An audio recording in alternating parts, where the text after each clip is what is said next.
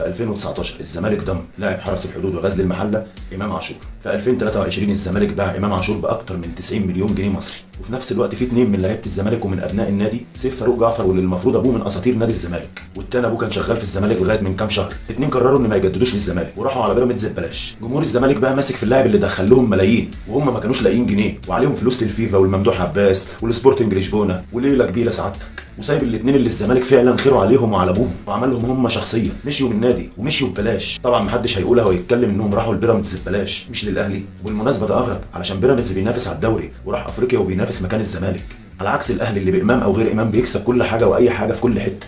فالمفروض المشكله الكبيره اللي كانت تبقى مع الاثنين اللي النادي خيره عليهم وعلى ابوهم ومضوا البيراميدز، الا اذا لو الناديين لسه بيتعاملوا على انهم واحد من ايام تركي الشيخ ودوري 2019. ولا انتوا ناويين تشجعوا بيراميدز السنين الجايه بدل ناديكم نادي الوطنيه والكرامه والمبادئ؟ شفت بقى فعلا نادي المبادئ. اما تيجوا تتكلموا عن المبادئ اعملوا بيها انتوا الاول.